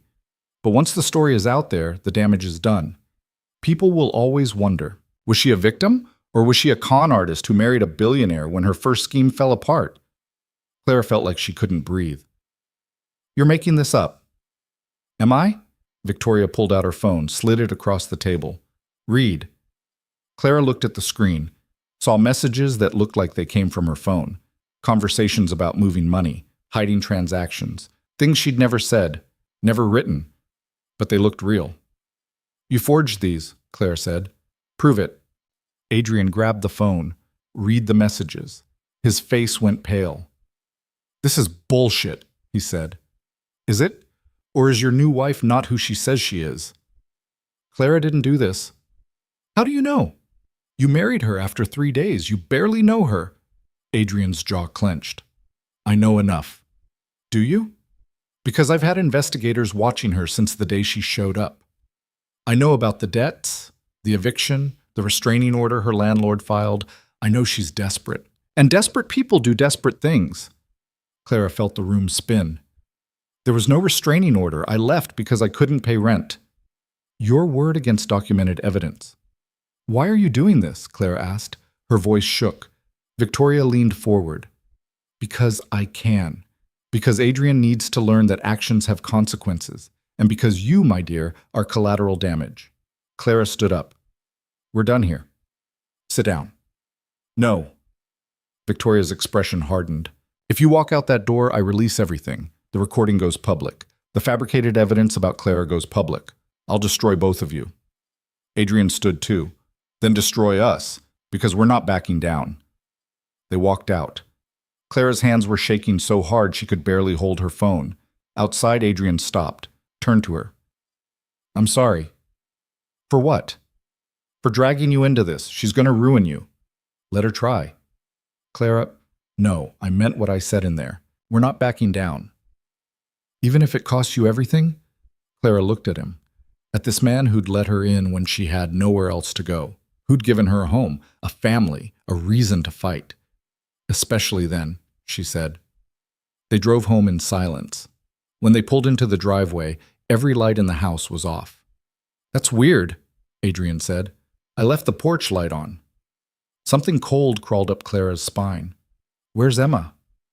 She's with Megan. They were going to bake cookies. Call them. Adrian pulled out his phone, dialed. It rang, and rang, and rang. No answer. He tried again, same result. Clara's chest tightened. Try the house phone. He did. It went straight to voicemail. Something's wrong, Clara said. They ran to the door. It was unlocked. Adrian pushed inside. The house was dark, silent. Emma! Adrian's voice echoed. Megan? Nothing. They searched every room, the kitchen, the living room, upstairs. Emma's room was empty. Her bed was made. Her rabbit was gone. Adrian's face had gone white.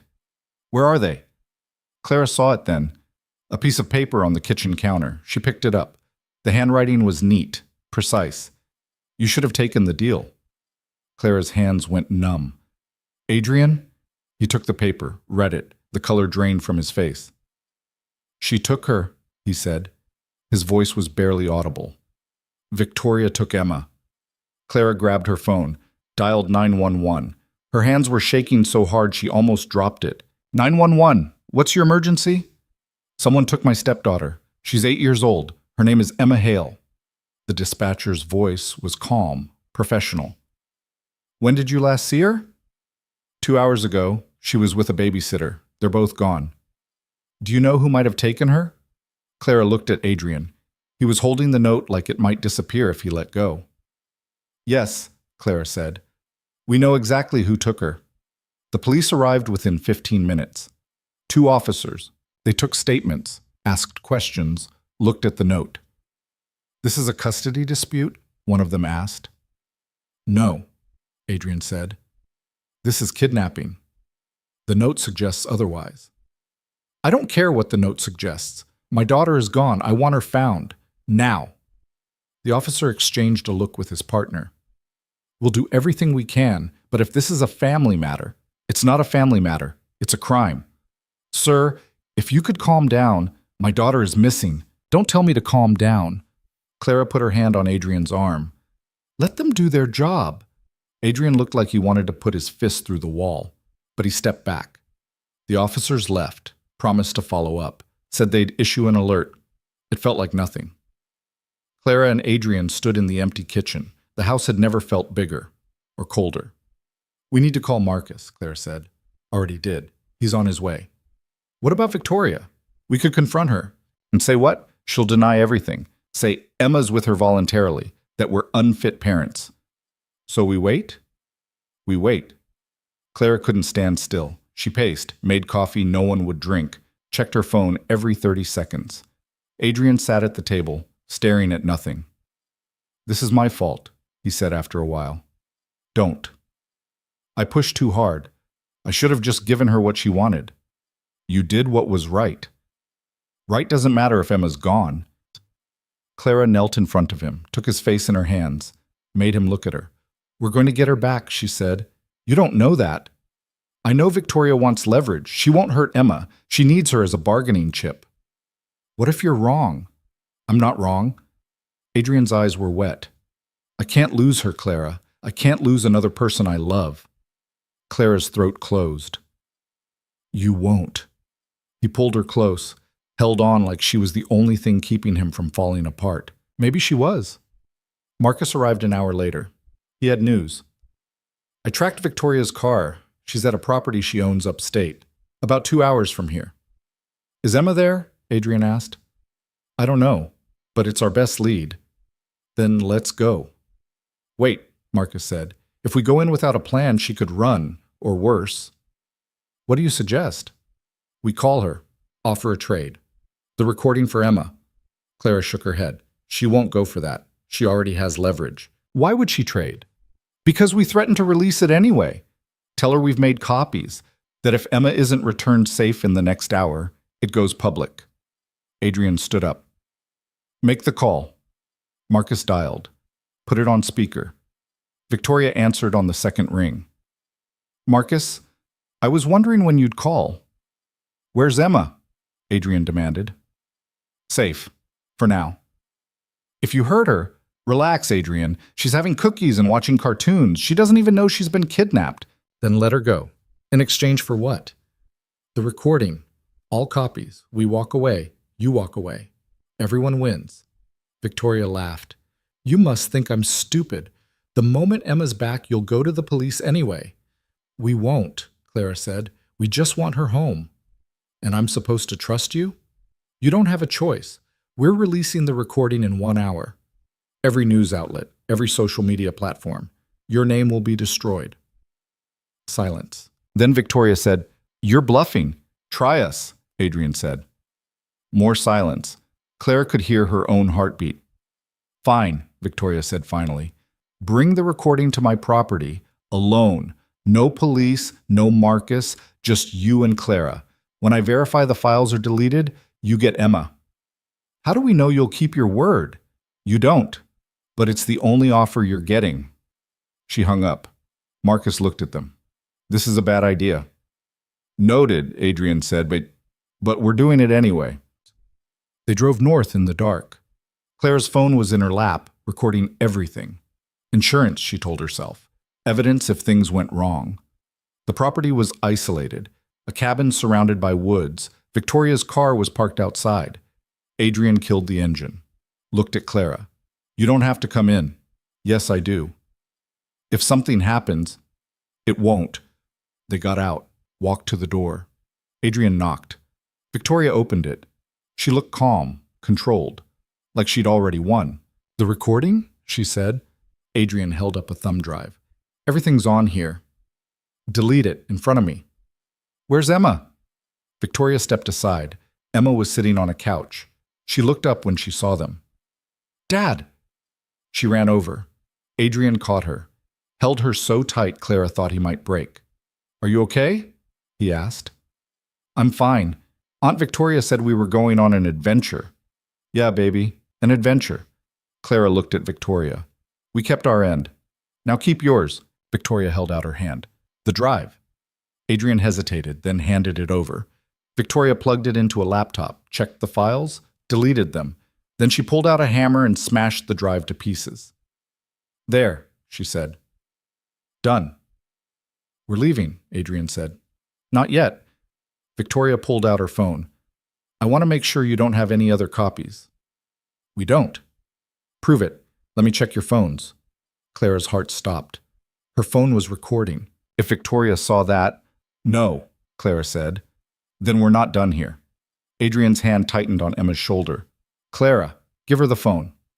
Clara looked at him, saw the desperation in his eyes. He'd give up everything to keep Emma safe. She couldn't blame him, but she also couldn't do it. "No," she said again. "You want my phone, come take it." Victoria's expression hardened. "You really want to do this? You kidnapped a child. You threatened us. You burned down a barn. I'm done playing games."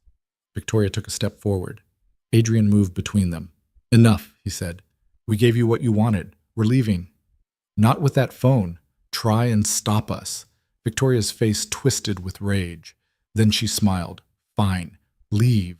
But know this, I will destroy you. Both of you. You'll never work again. Never find peace. I'll make sure of it." "Get in line," Clara said. They walked out, got in the car, drove away. No one spoke until they were back on the highway. Then Adrian pulled over. "Is it still recording?" he asked. Clara checked. "Yeah." "Good. Because we just got her confession." Emma looked between them. "What's happening?" Adrian turned around, kissed her forehead. "Nothing, sweetheart. Everything's going to be okay now." And for the first time in weeks, Clara believed him. The recording changed everything. Marcus listened to it 3 times, then looked up with something like awe on his face. This is it. Kidnapping, coercion, admission of arson. She buried herself. They were back at the house.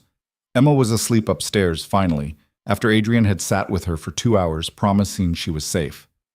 Clara made coffee that nobody drank and watched the sun come up through the kitchen window. "What happens now?" she asked. "Now we go to the police. The real police, not the locals. FBI handles kidnapping across state lines." Adrian rubbed his face. He looked like he hadn't slept in days. He probably hadn't. "How long will it take? To arrest her?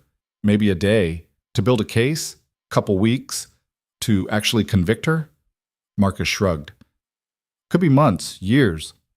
"Years," Adrian repeated flatly. "White-collar crime moves slow. She'll have good lawyers. They'll drag it out." "But she'll go to prison eventually? If we play this right?" "Yeah, she'll go to prison." Clara sat down next to Adrian, took his hand. He squeezed back without looking at her. "Do it," he said. Marcus made the calls. By noon, federal agents were at the house taking statements. They were thorough, professional. They asked questions Clara didn't want to answer and made her relive the worst night of her life in precise detail. One of them, a woman named Agent Torres, sat across from Clara at the kitchen table. "Walk me through the moment you realized Emma was missing." Clara did. Every second. Every terrible realization. "And you're sure Victoria Hale orchestrated this?" The note was in her handwriting. "We'll need a sample to confirm." "You'll get it." Torres made notes. "Mrs. Hale, I have to ask, were you aware of the financial crimes Mr. Hale alleges his aunt committed?" "Not at first." "But you became aware?" "Yes." "And you didn't report it?" Clara felt her stomach tighten. "We were gathering evidence. That's not your job. That's law enforcement's job. We didn't think anyone would believe us." Torres looked at her. "And now? Now we have proof." The agent didn't look convinced, but she moved on. By the time they finished, Clara felt wrung out, empty. Adrian's interview took longer. When he finally came out, he looked worse than when he went in. "They want the financial records," he said. "Everything Marcus found, everything Victoria did." "Did you give it to them?" "Yeah, all of it." What did they say? That it's a strong case, but Victoria will fight. She'll claim we entrapped her, that the recording was illegal, that we fabricated evidence. Can she win? Adrian sat down heavily. I don't know. The arrest happened 2 days later. Clara was folding laundry when Adrian came into the bedroom with his phone in his hand and something like relief on his face. They got her, he said. Clara's hand stilled. What? FBI arrested Victoria an hour ago. Kidnapping, fraud, conspiracy, a bunch of other charges I can't even pronounce. Clara sat down on the bed. Is it over? No, but it's something. They turned on the news. There it was. Victoria Hale being walked out of her office in handcuffs. She looked smaller on camera, less terrifying. Just an old woman who'd gambled everything and lost. Emma came into the room. Is that Aunt Victoria? Yeah, baby, Adrian said. Why is she in handcuffs? Because she did some bad things, and now she has to answer for them. Emma watched for a moment. Then she said, Good. Clara looked at her. Good. She was mean, and she took me away from you. That's bad. Adrian pulled her close. Yeah, it was. Are we safe now? Adrian met Clara's eyes over Emma's head. Yeah, we're safe. Emma seemed satisfied with that. She went back to her room. Adrian and Clara stood there watching the news loop the same footage over and over. I can't believe it's real, Clara said. Me neither. What happens to the business? I don't know. The loans are still due. The barn's still gone. But at least Victoria can't touch it anymore. That's something. Yeah. Adrian turned off the TV. It's something. The trial didn't happen for 8 months. In that time, Clara watched Adrian rebuild. Not just the barn, though he did that too, bigger and better, but himself. He smiled more, laughed occasionally, started sleeping through the night. Emma thrived. She made friends at school, stopped having nightmares, started calling Clara Mom, in that casual way kids do when they've decided you're part of the family. And Clara fell in love. Not suddenly, not dramatically, just slowly, in the quiet moments. When Adrian made her coffee without asking, when he fixed the leaky faucet she'd mentioned once in passing, when he looked at her across the dinner table like she was the best thing that had ever happened to him.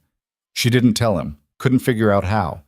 They were still technically married for show, still had an expiration date looming, still hadn't talked about what happened after Victoria was gone. But sometimes, late at night, when they were both pretending to sleep, Clara would feel Adrian's hand find hers in the dark, and she'd hold on tight. The trial was a circus. Reporters everywhere, cameras, people who wanted to know every detail of Clara's life, Adrian's life, Emma's life. They camped outside the courthouse, shouted questions nobody wanted to answer. Victoria's lawyers were good. They argued entrapment, illegal recording, claimed Adrian had manipulated a vulnerable woman into confessing to crimes she didn't commit. But the evidence was stronger. Bank records, shell companies, emails Victoria had been stupid enough not to delete, and the recording, Clara's recording of Victoria admitting to kidnapping, to arson, to everything. Clara testified on day 4. She wore a navy dress Adrian had bought her and heels that hurt her feet, walked to the stand with her head up. Victoria's lawyer was a man in his 60s with a voice like gravel. Mrs. Hale, isn't it true you married Adrian Hale for his money? No? You were destitute when you met him, homeless, desperate. I needed help. That's not the same as being a gold digger. And yet 3 days after meeting him, you were married. Quite convenient. Clara looked at the jury. It wasn't convenient. It was complicated. But it wasn't about money. Then what was it about? Survival. His and mine. The lawyer smiled like he'd won something. So you admit it was a marriage of convenience. I admit it started that way. But that's not how it ended. How did it end, Mrs. Hale? Clara found Adrian in the gallery. He was watching her with an expression she couldn't read. It didn't end, she said quietly. It became real. The lawyer tried to twist her words, make her sound like a liar. But Clara held her ground. When she stepped down, her hands were shaking, but she'd told the truth. Adrian testified next. He was calm, methodical, walked the jury through every crime Victoria had committed, every threat, every manipulation. When Victoria's lawyer asked if he'd set his aunt up, Adrian didn't flinch. I gave her every chance to walk away, he said. She chose to escalate. That's on her. You wanted her out of your life. I wanted her to stop trying to destroy it. And you used your marriage to Mrs. Hale to do that. I used my marriage to protect my daughter. There's a difference. The trial lasted 3 weeks. When it finally went to the jury, Clara thought she might throw up from the waiting. They came back in 4 hours. Guilty on all counts. Victoria's face went white, then red. She started to stand to say something, but her lawyers pulled her back down. The judge set sentencing for 2 weeks out. Outside the courthouse, reporters swarmed. Adrian put his arm around Clara and pushed through. They didn't answer questions, didn't stop. They just got in the car and drove home. Emma was waiting with Megan. She took one look at their faces and knew. Did you win? She asked. Yeah, baby, Adrian said. We won. Emma threw her arms around him. I knew you would. That night, after Emma was in bed, Clara and Adrian sat on the porch. It was warm for late September. The stars were out. What happens now? Clara asked. Victoria goes to prison. I get my business back. Life goes on. And us? Adrian was quiet for a long time. What do you want to happen? Clara's heart was pounding. I don't know. We never talked about it. We should. Yeah. More silence. Then Adrian said, when we first got married, I told you this would last a year, maybe 2, that we'd get a quiet divorce when it was over. I remember. I don't want that anymore. Clara turned to look at him. What? I don't want to divorce you. I don't want this to end. Adrian, let me finish. He took her hand. I know we started this for the wrong reasons, but somewhere along the way it stopped being fake. You became part of my life, part of Emma's life, part of everything. And I don't want to lose that. Clara felt tears sting her eyes. You won't. You don't know that. We have an agreement, an expiration date. So we changed the agreement. Just like that? Just like that. Adrian's thumb traced circles on her palm. I'm not easy to live with. I work too much. I'm stubborn. I don't talk about my feelings. I noticed.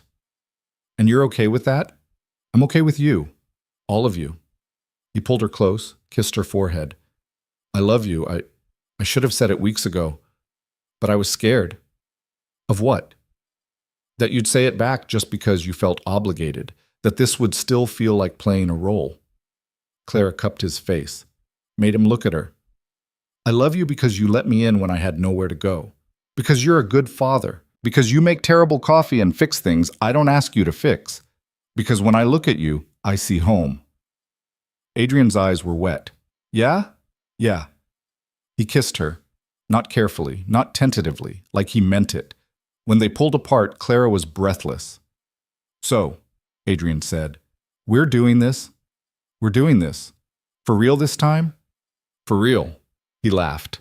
It sounded relieved. Emma's going to lose her mind. In a good way. In the best way. They told her the next morning. Emma was eating cereal when Adrian said, Claire and I need to talk to you about something. Emma looked up. Okay. You know how Clara and I got married kind of fast? Yeah. Well, we did it because we needed to protect our family, but it wasn't a normal marriage. Emma frowned. What does that mean? Clara jumped in. It means we didn't get married because we loved each other. We got married because we needed help. Oh. But things changed, Adrian continued. We fell in love, and now we want to stay married. For real, if that's okay with you. Emma set down her spoon, looked between them. So you're not going to divorce? No. And Clara's going to stay? If she wants to. Emma looked at Clara. Do you want to? Clara's throat tightened. More than anything, Emma smiled. Good, because I already did my family tree project and you're on it. It would be weird if you left. Clara laughed through tears. Can't have that.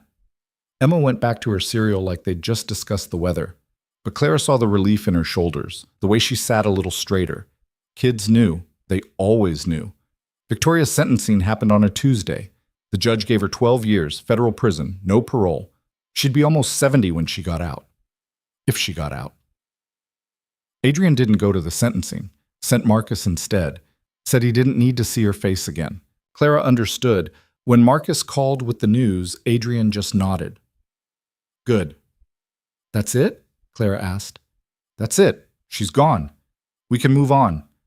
Just like that? Just like that. But Clara knew it wasn't that simple. Trauma didn't disappear because someone went to prison. Fear didn't evaporate because the threat was gone. It took time. Adrian had nightmares for months. Would wake up gasping, convinced Emma was gone. Clara would hold him until he remembered where he was, who he was. Emma started therapy, worked through the kidnapping with a woman who specialized in childhood trauma. She drew pictures, told stories, slowly started to heal. And Clara learned what it meant to be part of a family, real family. Not the kind you're born into, but the kind you choose, the kind that chooses you back. She learned that love wasn't about grand gestures or perfect moments. It was about showing up, making coffee, folding laundry, sitting with someone in the dark when they couldn't sleep. It was about building something together, brick by brick, day by day. 6 months after the trial, Adrian proposed. Not with a ring, they were already married, but with a question. They were in bed. Clara was reading. Adrian was pretending to read, but mostly just watching her. "Marry me," he said. Clara looked up. "We're already married." "I know, but we never had a wedding, never said vows. I want to do it right." "You want a wedding?" "I want to stand in front of people and tell them I choose you, that this isn't a legal arrangement or a business deal. It's real." Clara set down her book. Okay. Okay. "Yeah, let's get married. Again." They did it small, just close friends. Marcus, Rosie from the cafe, Emma's teacher, a few of Adrian's workers who'd become family over the years. They held it on the farm, under the sky. In front of the barn Adrian had rebuilt, Emma was the flower girl. She took the job very seriously, practiced walking slow for days. Clara wore white, not a big dress, just something simple that made her feel like herself.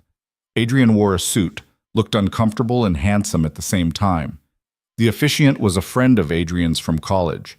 He kept it short. When it came time for vows, Adrian went first. "I'm not good at this," he said. His hands were shaking. "I'm better with numbers than words, but I need you to know—" He stopped, took a breath. "When you showed up at my door, I was surviving, not living, just getting through. You changed that. You made me remember what it felt like to want something other than safety. You gave me hope, and I love you for that. I'll love you for the rest of my life." Clara was crying before he finished. She wiped her eyes, tried to pull herself together.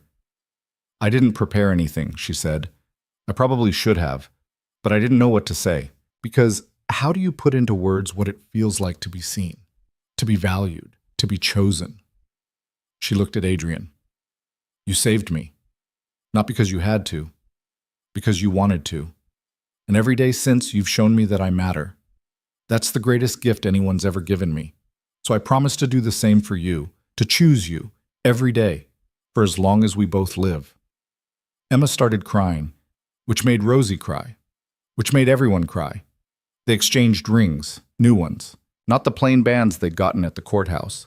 These had inscriptions. Adrian said, "You are home." Clara said, "You are enough."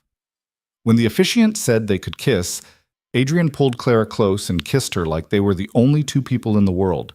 Emma cheered, everyone else clapped, and Clara thought, this is what happiness feels like. Not perfect, not without scars, but real. The business grew. Adrian expanded operations, hired more people, turned the farm into something that would last generations. Clara started working too. Not at the farm. She wanted something separate, something hers. She went back to school, got a degree in social work, started helping people who'd been where she'd been, broke, desperate, out of options. She was good at it, because she understood, because she'd lived it. Emma grew up, got tall, started talking about college, about the future. She never forgot what Victoria had done, but she didn't let it define her. Some scars you carry, Some scars you learn from. On Emma's 16th birthday, she asked Clara a question. Do you ever regret it, coming here? They were baking a cake. Chocolate. Emma's favorite. Clara thought about it. No? Not even the hard parts? Especially not the hard parts. They made me who I am. Victoria almost destroyed everything. She tried, but she failed. Because you fought back. Because we fought back. All of us. Emma was quiet for a moment. Then she said, I'm glad Dad let you in. Clara's throat tightened. Me too. I used to be scared all the time. After Mom died, I thought Dad would leave too, that I'd end up alone. You're not alone. I know, because of you. Clara hugged her. You're stuck with me, kid. Good. That night, Clara told Adrian what Emma had said. They were on the porch again, same spot where he'd told her he loved her, where they'd decided to make this real. She's a good kid, Adrian said. She's your kid. Of course she is. She's yours too. Clara smiled. Yeah, she is. Adrian pulled her close. I've been thinking. About? About how different things would be if you hadn't shown up that night. You'd be fine. I'd be surviving, not living. There's a difference. Clara rested her head on his shoulder. Your father would be proud of what you've built, of who you've become. I hope so. I know so. They sat there in the quiet. The farm stretched out before them, fields and barns and life. Do you believe in second chances? Adrian asked. Clara thought about her father's letter, about walking 5 miles in the dark, about standing at Adrian's door with nothing but hope. Yeah, she said. I believe in second chances. What about third chances? Fourth? As many as it takes. Adrian kissed the top of her head. I love you. I love you too. And that was the truth, not the edited version, not the story you tell at parties. The messy, complicated, beautiful truth. That sometimes the best things in life come from the worst moments. That sometimes you have to lose everything to find what matters. That sometimes the person who saves you is a stranger who opens their door in the dark. Clara had arrived with nothing but a letter and a prayer. She'd found a home, a family, a life worth fighting for. And she'd learned something her father had tried to teach her all along. That the bravest thing you can do is ask for help. The strongest thing you can do is let someone in. The smartest thing you can do is hold on when everything tells you to let go. Victoria had wanted to destroy them. Instead, she'd made them stronger. The barn had burned, but they'd rebuilt. The business had almost failed, but it thrived. The marriage had started as a lie, but it became the most honest thing in Clara's life. Years later, when people asked how they met, Clara and Adrian would smile. They'd simplified the story, made it neat.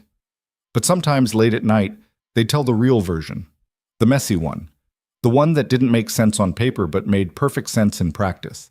They'd talk about the letter, the walk, the deal they'd made. And they'd remember that sometimes the most irrational decision you make is the one that saves your life. Adrian had been a billionaire who'd sworn never to love again. Clara had been a woman with nothing to lose. Together, they'd built something neither of them had known they needed. A home, a family, a future. And when Emma graduated college, top of her class, scholarship to law school, she gave a speech. My parents taught me that family isn't about blood, she said. It's about who shows up, who stays, who fights for you when the world falls apart. She looked at Clara and Adrian in the audience. They showed up for each other, and they showed up for me. That's what love looks like. Not perfect, not easy, but real. Clara cried through the whole thing. Adrian held her hand, and when it was over, when Emma ran down to hug them both, Clara thought about that night years ago, standing at Adrian's door, holding a letter, making a choice. She'd chosen to knock. He'd chosen to open the door, and everything that came after, the fear, the fights, the love, the life, it all came from that one moment, that one choice, to let someone in, to believe in second chances, to fight for what matters. Clara had come to Adrian's door looking for survival. She'd found something better. She'd found home,